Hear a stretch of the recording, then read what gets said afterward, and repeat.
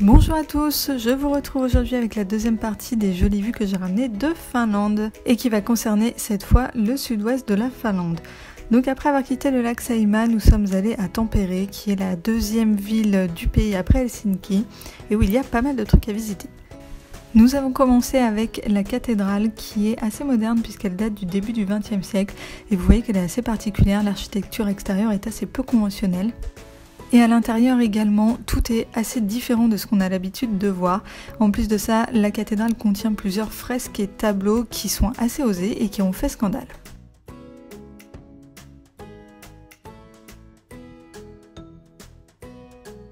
Ensuite, nous sommes allés à Finlayson, qui est une ancienne usine textile du 19e siècle. C'est l'usine qui a fait la richesse de la ville. Aujourd'hui, le site est complètement réhabilité. On y trouve plein de magasins et plusieurs musées.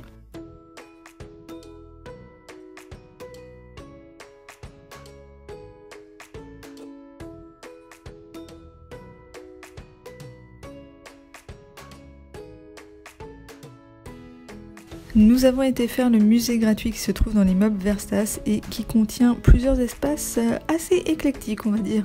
On a toute une première partie avec des vieux objets, des objets de la vie du quotidien et des objets de bureau. On a ensuite une deuxième partie où des artistes finlandais sont venus faire des trucs un petit peu barrés. Je me rends compte que je n'ai rien filmé dans cette partie. Ensuite, il y a un espace qui s'appelle le Musée de la Liberté qui retrace l'histoire de la création de l'État finlandais à partir du début du XXe siècle et jusqu'à nos jours.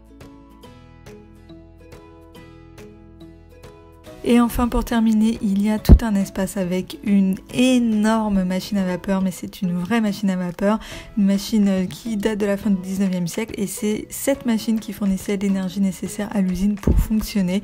Elle est gigantesque, on peut descendre, l'approcher de très près, en faire tout le tour, c'est vraiment la meilleure partie de ce musée. Ensuite, nous avons été au quartier musée d'Amuri, qui est un quartier d'anciennes maisons ouvrières, donc certaines ont été gardées en état pour faire un musée. L'intérieur des maisons a été entièrement reconstitué avec beaucoup d'objets de la vie quotidienne et on suit comme ça l'évolution des habitations entre 1880 et 1970 puisque ces maisons ont été habitées jusque dans les années 70. Le musée fournit un livret qui est traduit en français et qui raconte en fait une histoire pour chaque pièce qu'on voit, comme si on avait une famille qui habitait là. En fait, le livret nous raconte l'histoire de cette famille. Donc ce sont des histoires inventées mais qui se basent sur des témoignages de la vie de l'époque. C'est des histoires qui auraient très bien pu arriver. C'est hyper intéressant. Le musée est vraiment super bien fait. Il est vraiment génial. Moi, j'ai adoré ce quartier musée d'Amuri.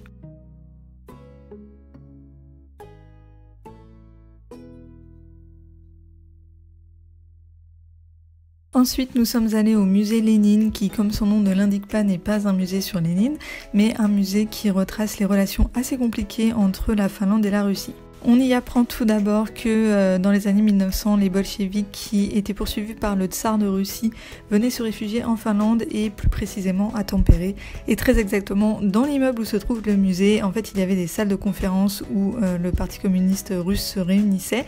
C'est dans une de ces deux salles que Lénine et Staline se sont rencontrés pour la toute première fois et c'est également dans une de ces salles que Lénine a promis de donner son indépendance à la Finlande si le parti communiste accédait au pouvoir, promesse qu'il a tenue quelques années plus tard, en 1917.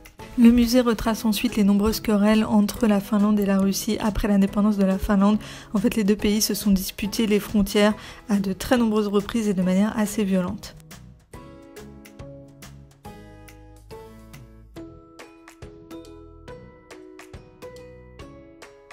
Et pour terminer notre visite de Tampere, nous avons été à l'église de Kaleva, qui est, donc vous voyez, une église très moderne qui date des années 60. En fait, de l'extérieur, l'église est extrêmement moche. Alors, c'est pas tellement sa forme particulière qui fait qu'elle est moche, c'est plutôt sa couleur. En fait, elle est couleur écrue, mais ça fait vraiment blanc sale. Donc, de l'extérieur, elle paye vraiment pas de mine. Mais l'intérieur est grandiose, c'est gigantesque, c'est très épuré, l'orgue est magnifique. Cette église est un peu excentrée par rapport au reste des visites qu'il y a à faire dans Tampere, mais je ne regrette vraiment pas d'y avoir fait un crochet. Ensuite, nous avons quitté Tampere pour aller sur la côte ouest à Rauma qui propose deux sites qui sont classés au patrimoine de l'UNESCO. Le premier que nous avons fait était le site funéraire de Samaladenmäki qui propose en fait des tumuli, donc il y a une jolie balade à faire dans la forêt pour parcourir le site. Le deuxième site de l'UNESCO est la ville de Rauma en elle-même. En fait, il s'agit de la vieille ville qui est composée de maisons en bois peintes des 17e, 18e et 19e siècles. Et ces maisons sont toujours habitées.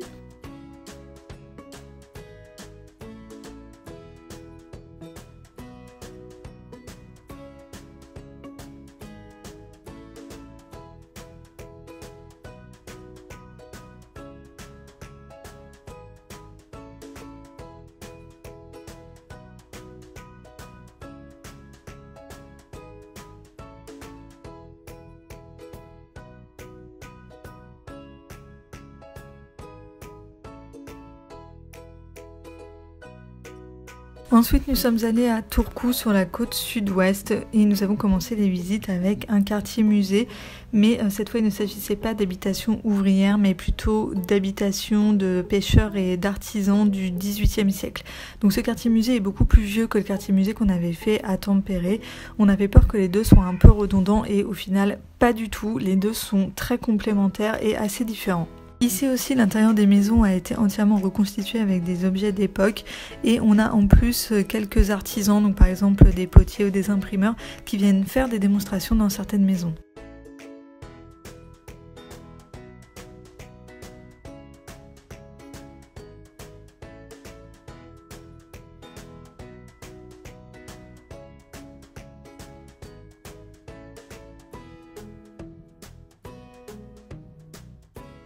Ensuite, nous sommes allés visiter le château de Turku, qui est un vieux château fort du XIIIe siècle, mais là on a été un peu pris par le temps, puisqu'on est arrivé 1h30 avant la fermeture, on pensait que ce serait assez, et en fait le château est très très grand, il est sur 3 niveaux, il y a énormément de choses à faire, et du coup on n'a pas pu tout faire à la fin, on l'a fait vraiment au pas de course. Le château abrite plusieurs expositions qui sont très intéressantes, notamment une sur l'histoire de la religion en Finlande, et le château contient également plusieurs fresques directement peintes sur les murs, donc qui sont très très vieilles. Il y a toute une partie aussi avec des tableaux et des tentures de la Renaissance.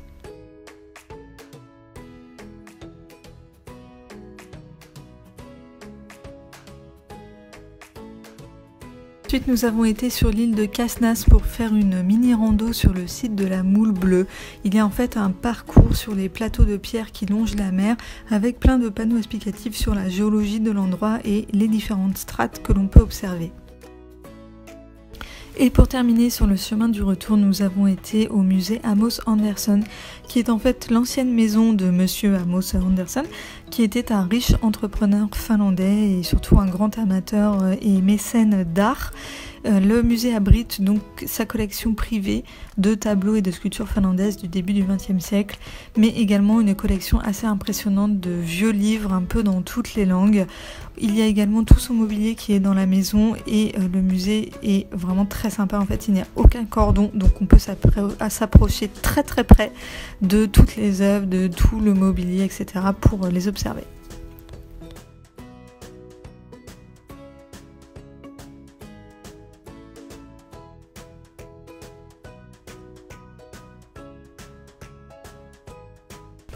Et voilà, cela clôture cette vidéo. Je vous retrouve très vite avec la troisième et dernière partie. Bye bye!